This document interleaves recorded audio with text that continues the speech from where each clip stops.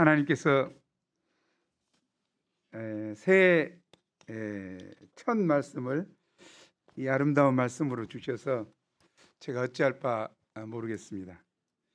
여러분은 신년 말씀으로 너무 아름다운 말씀들을 들어서 힘이 되겠죠. 하나님의 말씀을 이렇게 대한다는 것, 섬긴다는 것, 하나님 앞에 산다는 것이 얼마나 은혜로우면서 부담스러운가 생각을 하게 됩니다. 마른 막대기가, 아론의 지팡이가 아무 조건이 싹날 조건이 안 되는데 싹이 나려면 어떻습니까? 나무가 고목이 아니고 풀을 해야 되고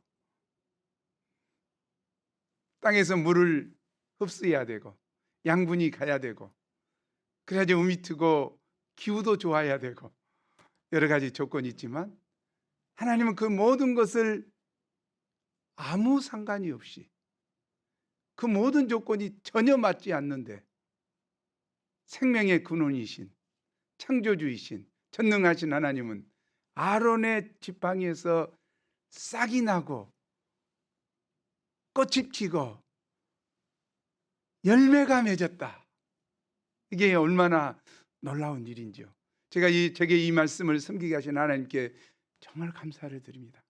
22년 한 해가 제 삶에 있어서 마른 나무에 꽃이 피듯 열매가 맺듯 새로운 역사 있기를 기대합니다.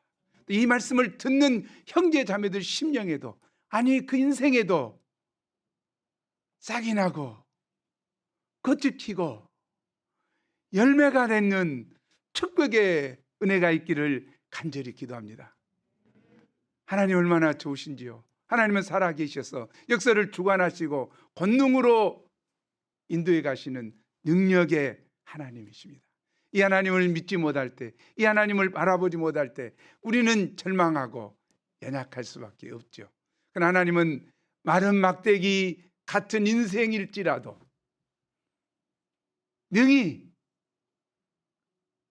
싹이 나고 꽃이 피고 열매 맺게 하는 놀라운 분이십니다. 이 하나님을 찬양합니다. 이 하나님을 믿고 의지하게 하신 하나님께 감사를 드립니다. 오늘 말씀이 22년 새해를 기쁨으로 출발하는 저에게 힘이 되기를 기도합니다. 우리 17장 8절을 함께 읽겠습니다. 시작. 이튿날 모세가 증거의 장막에 들어가 본즉 너희 집을 위하여 낸 아론의 지팡이에 um이 돋고 순이 나고 꽃이 피어서 살구 열매가 열렸더라. 아멘. 제1부 성막 봉사가 어찌 작은 일이겠느냐. 16장입니다.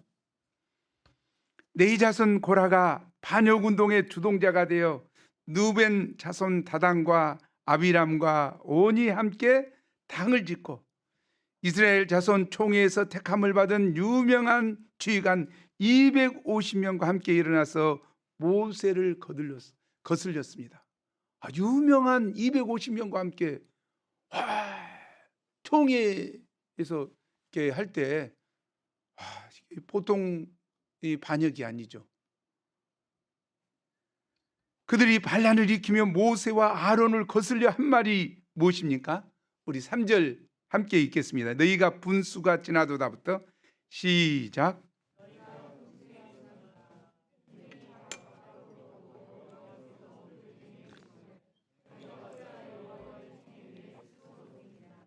예, 회중이 다 각각 거룩하고 여호와께서도 그들 중에 계시거늘 너희가 어찌하여 여호와의 총회 위에 스스로 높이느냐. 당시 이스라엘 총회의 최고 지도자는 모세였고 아론은 강약교회에서 하나님을 섬기는 대제사장이었습니다. 사실 모세와 아론이 이런 직분을 맡게 된 것은 그들 스스로가 원해서가 아니라 그 직분을 맡게 하신 하나님의 택하심과 인도하심 때문이었습니다. 출애굽기에 보면 모세의 거듭된 거절에도 불구하고 모세를 세우신 분은 하나님이십니다. 또한 민수기서 11장 29절에서 모세는 여호와께서 그의 영을 모든 백성에게 주사 다 선지자 되게 하시기를 원한다고 했습니다. 모세는 모든 백성들도 다 하나님의 영을 받고 선지자 되어 하나님의 지도자가 되기를 원하는 마음이 있었습니다. 모세는 이스라엘 온 짐에 충성된 자로 오히려 자신을 비방하며 원망하는 자들을 품고 기도하던 겸손한 자였습니다. 그런데 고라와 무리들은 마치 모세와 아론이 자기 스스로를 높여 그 높은 자리를 차지하고 분수에 맞지 않게 여호와의 총회를 자기 마음대로 좌지우지하는 것처럼 비판하며 대적했습니다. 당시 네이 자손들은 해막의 영적 환경을 준비하고 해막의 기구들을 깨끗이 정돈하고 성막을 지키며 때로는 무거운 기구들을 운반하는 등 여러 가지 섬기는 일들을 했습니다. 그들은 또한 대제사장을 보조하고 돕는 일들을 했습니다. 그들은 이름도 없이 빚도 없이 수고하고 헌신하였습니다. 그런데 같은 네이 자손인 아론은 대제사장이 되어 화려한 예복을 입고 회중의 주목과 인정을 받으며 빛나는 자리에 있고, 앞으로도 아론의 아들들이 그 직분을 계속해서 영영이 계승한다고 생각하니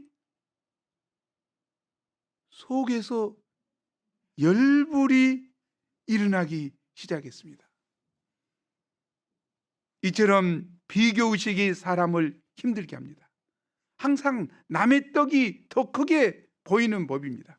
사실 간문으로 보면 고라나 아론은 다 같은 네이 지파였고 고핫 자손이었습니다.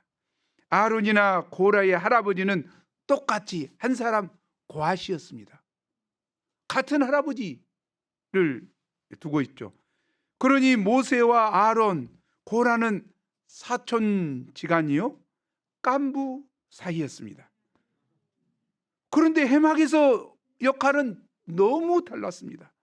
모세는 하나님을 직접 대면하여 말씀을 듣고 온 회중들 앞에 나아가 하나님의 말씀을 전달하는데, 자신은 맨날 보이지 않는 곳에서 성막 물건이나 날라야 했습니다. 아론과 그 아이들들은 제사장의 화려한 옷을 입고 자당과 향로를 들고 나아가 향불을 피우며,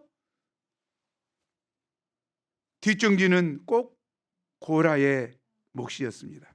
행군 시에도 아론은 향로 몇 개 들고 가는데 고라는 무거운 성전 기구들을 어깨에 메고 다녀야 했습니다. 이에 고라는 매번 제사를 드릴 때마다 힘들었습니다.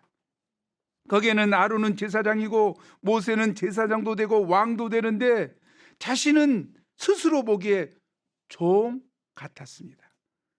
모세와 아론은 꿀 보직이고 자기는 종, 이렇게 생각하니 화도 나고 인간적으로 비교의식과 시기심에 힘들었습니다.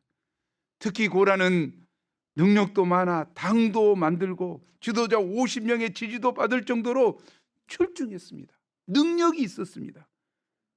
이에 불만을 품은 고라와 무리들은 당을 지어 반란을 일으켜 모세와 아론을 대적하며 비방하였습니다.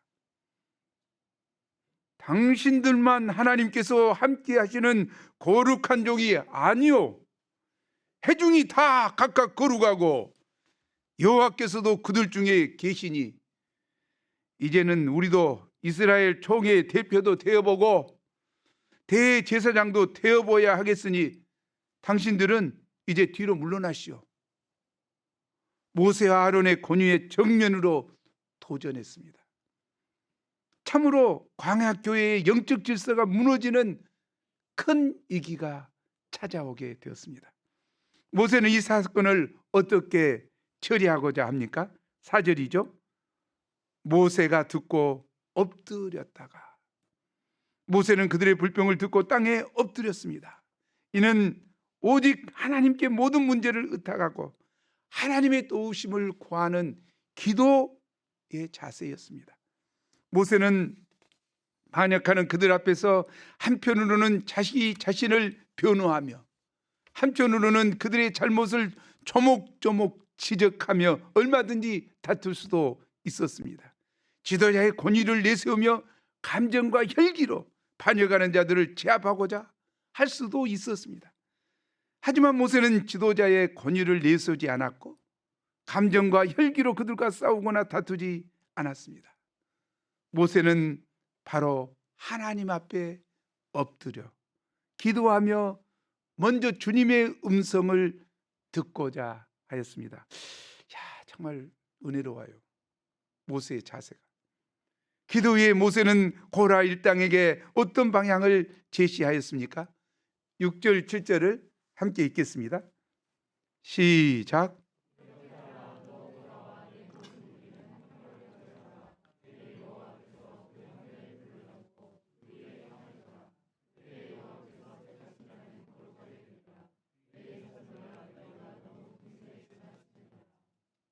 이것은 그가 기도할 때 하나님께서 주신 방향입니다.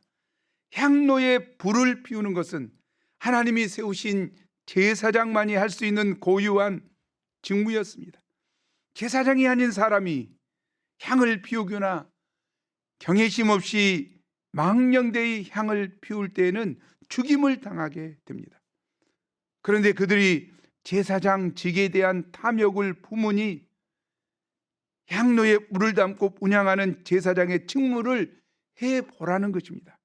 그때 하나님께서 그들을 제사장으로서 택하셨는지 아니 택하셨는지를 알게 하리라고 하셨습니다.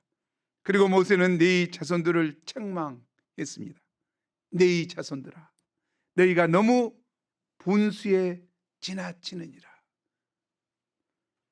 이제 모세는 이런 네 자손들의 문제가 무엇인지를 깨우쳐 줍니다. 9절에서 11절이죠. 우리 함께 읽어보죠. 시작.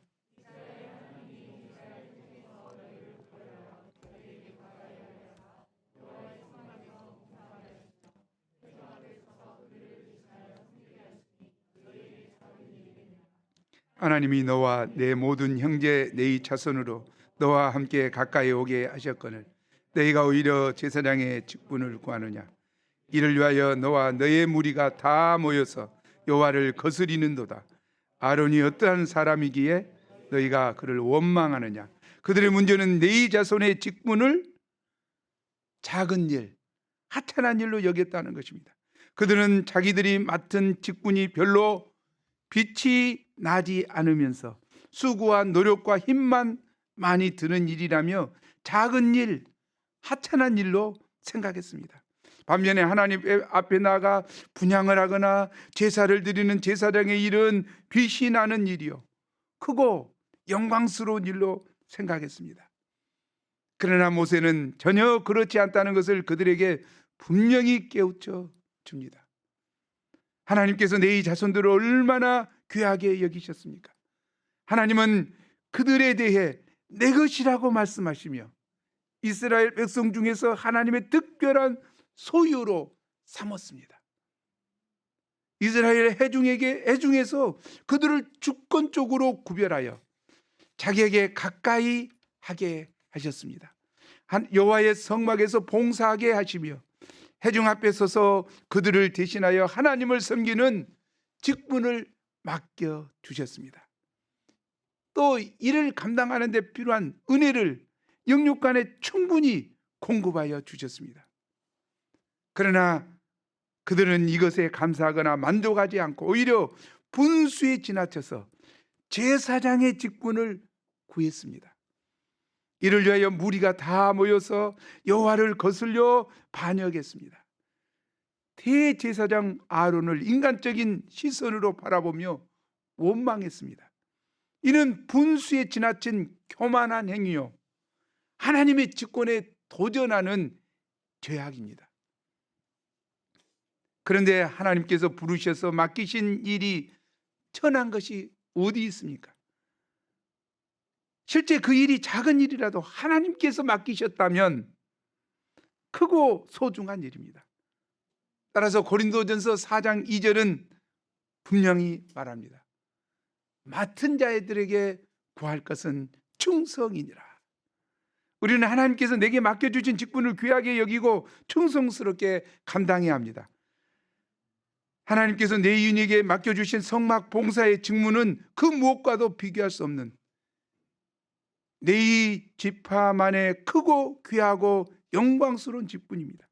하지만 그들은 모세와 아론이 맡은 제사장 직분은 크고 귀한 일로 여기면서 자기들이 맡은 일은 작고 하찮은 일이라고 생각하면서 제사장의 직분만을 탐하고 불평하였습니다.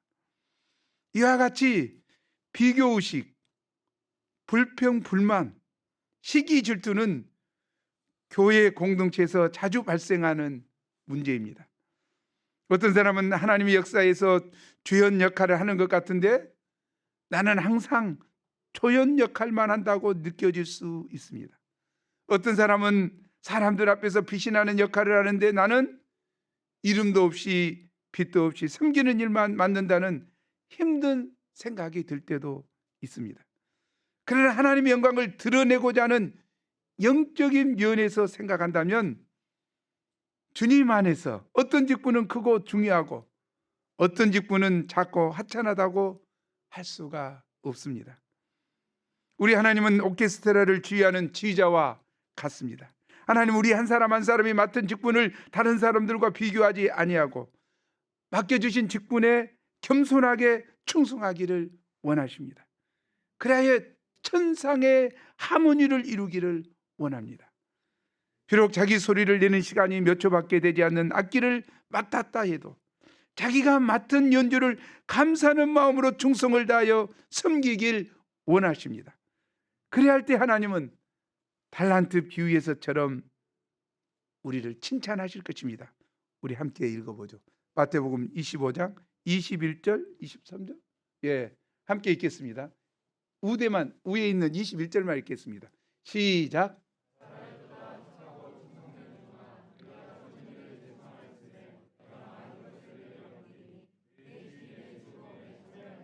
아멘. 잘하였도다 착하고 충성된 종아, 내가 작은 일에 충성하였음에, 아멘. 내가 작은 일에 충성하였음에 내가 많은 것을 내게 맡기리니, 아멘. 하나님은 택하신 성도들에게 믿음의 분량대로 각양 은사를 주셔서 교회를 섬기게 하십니다. 각 사람마다 받은 은사가 다르기 때문에 그 맡은 직분도 다릅니다. 맡은 직분이 달라서 어떤 사람은 회중 앞에서 빛나기도 하고 어떤 사람은 빛도 없이 이름도 없이 섬기기도 합니다. 그러나 하나님이 우리에게 맡겨주신 일은 하찮거나 사소한 것이 없습니다. 어떤 일이든지 주와 복음을 위해서 수고하고 헌신하는 일은 하나님 앞에서 다 거룩하고 귀하고 아름다운 일입니다. 아멘. 그래서 하나님께서 맡은 자에게 구하시는 것이 오직 충성입니다. 또한 작은 일에 충성한 사람에게 큰 일을 맡겨주십니다. 작은 일이라고 불평하며 충성하지 않으면서 큰 일만을 탐하는 사람은 주신 축복도 빼앗길 것입니다. 우리가 크든 작든 현재 맡겨주신 일에 감사하며 최선을 다하여 섬김으로 하나님을 기쁘시게 하고 예비하신 하나님의 칭찬과 영원한 상급을 받는 자들이 다 되기를 간절히 기도합니다. 12절을 보십시오. 모세가 이어 반란에 가담한 엘리압의 아들 다단과 아비람을 불러 인격적으로 돕고자 사람을 보냈더니 그들은 이르되 우리는 올라가지 않겠노라 하며 반발하였습니다. 하나님이 세우신 지도자 모세의 권유를 따르지 않고 무시했습니다. 더 나아가 모세가 그들을 적과 꿀이 흐르는 애굽 땅에서 이끌어내어 광야에서 죽이려 한다고 비방했습니다. 또한 모세가 스스로 그들 위에 왕이 되어 적과 꿀이 흐르는 가나안 땅으로 그들을 인도하여 들이지도 아니하고 밭도 포도원도 기업으로 주지 아니하면서 그들의 눈을 빼서 자신들의 눈을 가리고 속여서 광야를 뺑뺑이 돌린다고 불평하였습니다.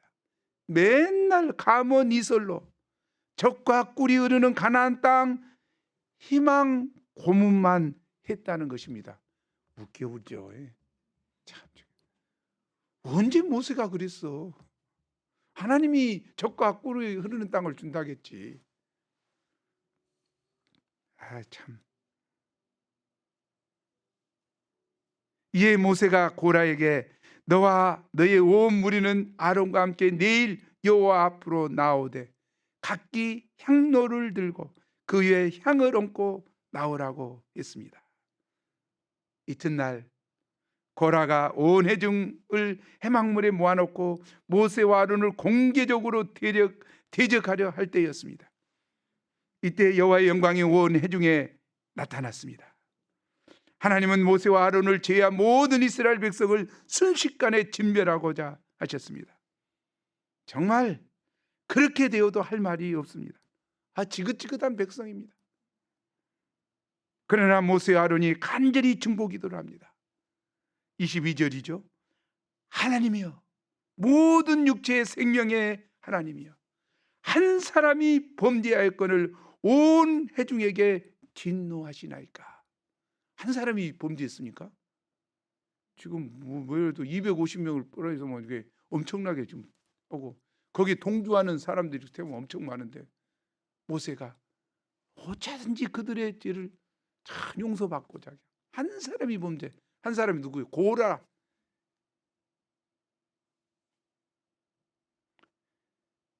자신들에 대해 거역하고 반기를 들고 죽이려 했던 그들이지만 용서해달라고 그들을 위해 오히려 기도했습니다. 모세는 참으로 온유한 자입니다. 예, 하나님께서 그들의 중보기도를 들으시고 그 뜻을 돌이키셨습니다. 대신에 하나님은 모세에게 회중에게 명하여 고라와 다단과 아비람의 장막 사방에서 떠나라 하라고 말씀하십니다. 결국 반역 사건의 주종자들 많이 남게 되었습니다. 모세는 회중에게 반란을 일으킨 자의 죽음이 모든 일반 사람들과 같으면 여호와께서 나를 보내심이 아니거니와 하나님께서 나를 세운 것이 아니거니와 만일 여호와께서 세일을 행하사 땅이 입을 열어 그들을 산채로 수월에 빠지게 하시면 이들이 여호와를 멸시한 자들임을 너희가 알리라고 말하였습니다. 세일을 행하라고. 모세가 이 모든 말을 마치자마자 어떤 일이 일어났습니까? 그들이 섰던 땅바닥이 갈라졌습니다. 그 땅이 그 입을 열어 그들과 그들의 집과 고라에게 속한 모든 사람과 그들의 재물을 삼켰습니다. 그들과 그의 모든 재물이 산채로 수월에 빠지며 그 위에 땅이 덮이니 그들이 회중 가운데서 망하였습니다. 그들이 아비 규환과 같은 지옥으로 빠져들어가는 모습을 보고 주위에 있던 온 이스라엘이 우리도 삼킬까 두려워하였습니다. 이때 여호와께로부터 불이 나와서 분향하는 250명을 순식간에 분살났습니다. 이로써 하나님은 하나님께서 세우신 영적 질서를 거스리고 교만하여 반란을 일으킨 자들을 모두 심판하셨습니다. 그리고 모세와 아론이 하나님께서 세우신 종임을 분명히 온 회중에게 나타내 보여주었습니다. 그에 하나님은 반역자들이 사용한 그 향로를 쳐서 제단을 쌓는 철판을 만들라고 명하셨습니다. 그 목적이 무엇이었습니까? 38절 하반절이죠. 이스라엘 자손에게 표가 되리라. 즉 이스라엘 자손의 기념물이 되게 하시기 위함입니다. 그 이유가 무엇입니까? 이는 아론이 아닌 다른 사람은 여호와 앞에 분향하려 가까이 오지 못하게 함이요 또 고라와 그의 무리들 같이 반역하다가 하나님의 진노를 당하는 일이 다시 일어나지 않게 하기 위함이었습니다. 놋 제단에 쌓이는 그 철판이 이 250명의 지도자들의 향로를 쳐서 쌓는 것이 됐다. 그것을 볼 때마다 하나님이 세우신 제사장만이 분향할 수 있구나. 또 하나님이 세우신 종을 함부로 대해서는 안 되겠구나. 이런 마음이 들도록 교육적 차원에서 했다는 거죠. 자, 이 정도 되면은 이스라엘 백성들이 뭔 말인지 알아들었겠죠? 네. 그런데도 이튿날 또 어떤 반역이 일어납니까? 안타까워요. 내 모습인 것 같아서. 41절 우리 함께 읽어봅시다. 시작.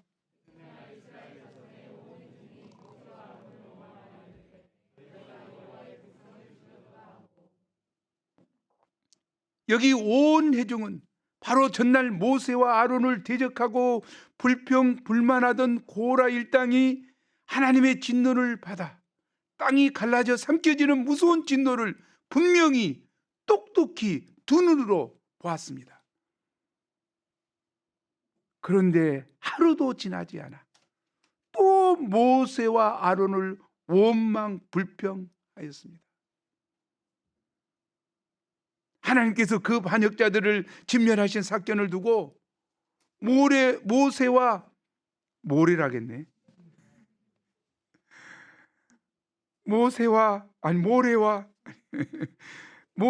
아론이 죽였으니 책임지라며 들고 일어났습니다. 그들은 자신들의 허물과 죄악을 돌아보지 않고 여전히 남 탓하며 영적 지도자를 원망 불평합니다. 사람이 영적인 눈이 감기면 준엄한 하나님의 심판을 보고도 전혀 깨달음을 얻지 못하고 끊임없이 원망 불평하는 것을 알 수 있습니다. 참 이게 안타까워요. 사람의 영적인 눈이 감기면 진노를 받고도 전혀 깨달음이 없어요. 시편 49편 20절에 이런 말씀이 있죠. 함께 읽어보겠습니다. 시작. 네. 종기 하나 깨닫지 못하는 사람은 멸망하는 짐승 같도다. 참 안타까워요. 우리에게 깨달음이 필요해요. 하나님이 이렇게 반역하는 패역한 백성들에게 무슨 재앙을 내리셨습니까? 모세와 아론이 해막 앞에 이르렀을 때 하나님께서 모세에게 말씀하셨습니다. 너는 이 회중에게서 떠나라. 내가 순식간에 그들을 멸하려 하노라. 우리 하나님은 어떤 분이십니까? 우리 하나님은 자비롭고 은혜롭고 노하기를 더디하시고 인자와 진실이 많으신 하나님이십니다. 그 인자와 진실을 천대까지 내려주시겠다고 하셨습니다. 하지만 이 고라 일당에 대해서도 순식간에 멸하시겠다고 하셨던 하나님께서 여기서도 순식간에 그들을 연병으로 멸하시겠다고 하십니다. 여기서 우리는 감사를 잃어버리고 원망 불평하며 하나님을 거스르는 죄가 얼마나 하나님의 큰 진노를 격발하게 하는가 알 수 있습니다. 또한 여전히 완악하여 돌이키지 않을 때, 자신의 허물과 죄악을 하나님 앞에서 돌아보지 않을 때 큰 화를 당하게 됨을 알 수 있습니다. 이때 모세 아론은 백성들을 어떻게 구원합니까? 45절 하반절입니다. 그 두 사람이 엎드리니라. 모세 아론은 이때도 하나님 앞에 엎드려 기도하였습니다. 기도 후에 모세는 아론에게 향로를 가져다가 제단의 불을 그것에 담고 그 위에 향을 피워가지고 급히 회중에게로 가서 그들을 위하여 속죄하라고 명했습니다. 이는 하나님께서 이미 진노하셨으므로 강력한 전염병이 시작되었기 때문입니다. 모세는 하나님의 긴박하고 무서운 진노 중에서 어쩌든지 한 영혼이라도 더 살려내기를 간절히 원했습니다. 이를 위해서 율법대로 짐승을 잡아 속죄하는, 우리 속죄 제사는 그렇게 드리잖아요. 짐승을 잡아 어떻게 할 시간이 없는 거죠. 그러니까 대신에 무엇을 합니까? 향을 피워 속죄하는 긴급 조치를 지금 시행하도록 한 거죠. 야, 향을 피워 향로를 가지고 가라. 거기서 속죄 제사를 드려라. 대제사장 아론은 모세의 명령을 따라 즉시 향로를 가지고 회중에게 달려갔습니다. 가보니 이미 백성 중에 연병이 시작되었고 죽어가고 있었습니다. 이에 백성을 위하여 속죄하며 아론이 죽은 자와 산 자 사이에 섰을 때 연병이 그쳤습니다. 죽은 자와 산 자 사이에 섰다는 것은 자기 생사를 걸고 그들의 속죄를 위해 기도했다는 것입니다. 그들이 비록 잘못이 있을지라도, 그들이 깨닫지 못하는 백성일지라도 그들을 위해 생명을 놓고 기도했다는 것입니다. 모세와 아론은 자신을 공격하며 죽이려 했던 그들을 위해, 하나님의 징계를 받아 연병으로 죽어가는 그들을 위해 기도했습니다. 참, 이것이 참 목자입니다. 고라의 일로 죽은 자 외에 연병에 죽은 자가 무려 14,700명이나 되었습니다. 이 14,700명, 그들은 고라 일당의 멸망을 보고 회개했더라면 다시 다 산자에 속했을 사람들입니다. 그러나 하나님의 진노와 심판을 경홀히 여기며 교만하여 대적하다가 연병에 걸려 비참하게 죽은 자가 되고 말았습니다. 정말 안타까워요. 여기서 아론은 우리의 구주요 대제사장이신 예수님을 예표합니다. 죽은 자와 산 자 사이에 섰던 아론의 중보 사역을 통해 멸망할 죄인들이 살게 되었습니다. 정말 그러려면 다 죽었겠죠. 마찬가지로 예수 그리스도의 십자가 중보와 속죄로 인해서 하나님의 심판과 멸망을 받게 될 우리 죄인들이 구원을 얻고 영생을 얻게 되었습니다. 아멘. 아론은 바로 예수 그리스도의 모형으로서 헌신한 것입니다. 우리가 코로나19 시대에 주님의 목자 심정을 품고 어찌하든지 지혜를 발휘하여, 코로나 때문에 참 지혜가 필요하죠. 지혜를 발휘하여 날마다 복음 전파에 향로를 피울 수 있기를 기도합니다. 그래야 이 시대 창궐한 죄와 죽음의 연병에서 영혼들을 구하고 살리는 복음의 제사장으로 충성스럽게 헌신할 수 있기를 간절히 기도합니다. 아멘. 하나님 도와주세요. 제후 내가 택한 자의 지팡이에는 싹이 나리니, 17장이죠. 하나님은 각 조상의 가문을 따라 지팡이 하나씩을 취하되 각 지파 지휘관들의 이름을 그 위에 쓰라고 명했습니다. 각 조상의 가문에 따라, 그것은 야곱의 12지파죠. 이렇게 여기 에브라임과 므낫세 지파가 하나가 된 거죠. 요셉 지파죠. 요셉 지파로. 그 당시에는 12지파는 달랐는데 이게 각 조상의 가문을 따라, 이건 이제 다른 것이죠. 조금 다르게 이야기하죠. 이 옛날 조상이죠. 그래서 12개를 택했죠. 그리고 네이지파가 속했던 그대로 네이지파의 이름을 써라. 한 네이지파에는 누구의 이름을? 아론의 이름을 써라. 왜 그런 명령을 하셨을까요? 그리고 그 지팡이를 증거계 앞에 갖다 놔라겠죠. 이렇게 하신 이유가 무엇입니까? 5절을 우리 함께 읽어보죠. 시작.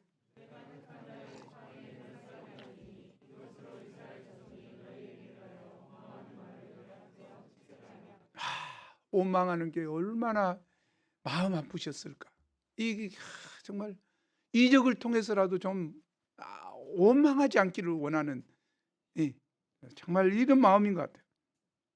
이게 16장에서는 어떻습니까? 16장에서는 하나님의 진노의 방편으로 써서 백성들을 잠잠하게 하고 순종하도록 했죠. 근데 여기 17장에서는 어떻습니까? 하나님이 보여주시는 이적과 은혜의 방편으로, 은혜의 방법을 쓴 거예요. 이적을 보여주심으로 원망을 그치게 하고자 하신 것이죠.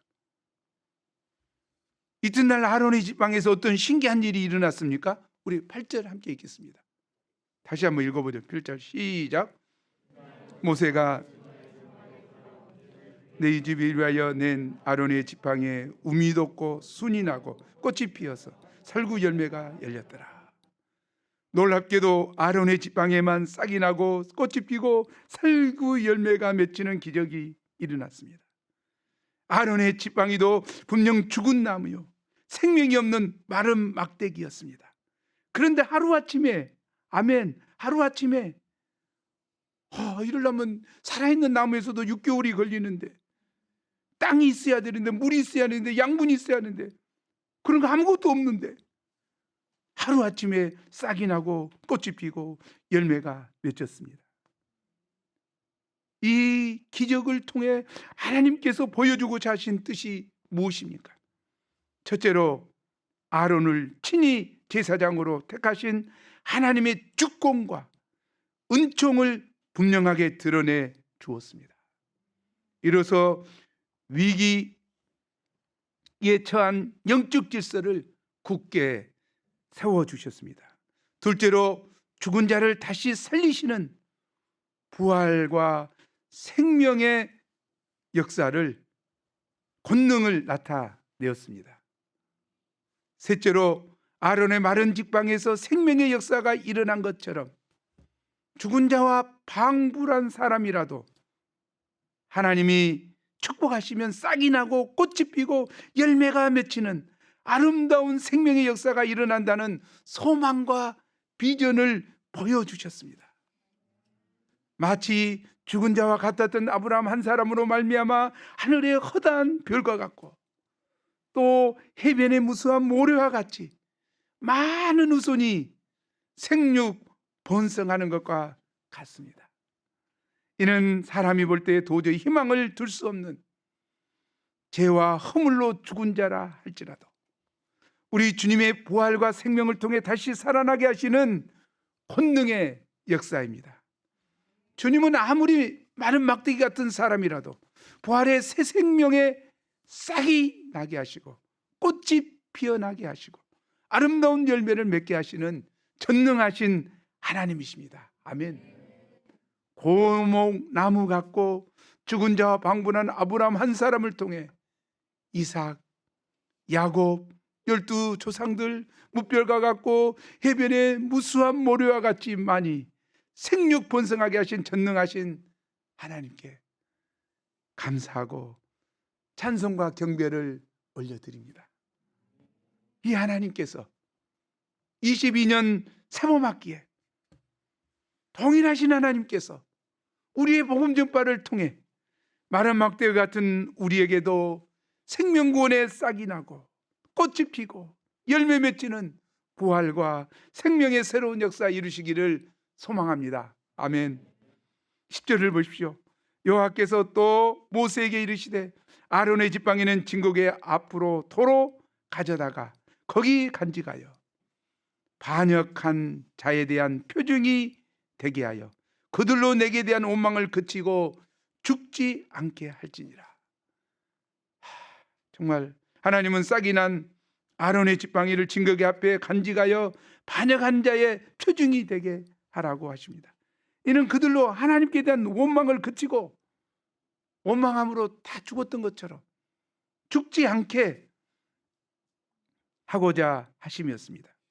이로써 하나님의 백성이 영적 질서를 지키고 각자에게 맡겨주신 직분에 대해 감사와 경외심을 가지고 충성스럽게 섬기기를 원하셨습니다. 우리가 하나님께서 교회 내에서 맡겨주신 각자의 직분과 캠퍼스 영혼들을 살리는 1:1 목자의 직분을 늘 감사하며 충성스럽게 섬길 수 있기를 간절히 기도합니다. 아멘, 아멘. 우리 함께 17장 8절 말씀 읽고 마치죠. 시작. 이튿날 모세가 증거의 장막에 들어가 본즉 내 집을 위하여 낸 아론의 지팡이에 우미 돋고 순이 나고 꽃이 피어서 살구 열매가 열렸더라. 하나님 아버지, 하나님께서 귀한 말씀을 저에게 주셔서 감사합니다. 하나님께서 이스라엘 백성들을 출애굽시키시고 광야 교회를 세우시고 하나님의 택한 백성으로서 살아가게 하신 은혜를 생각할 때 감사합니다.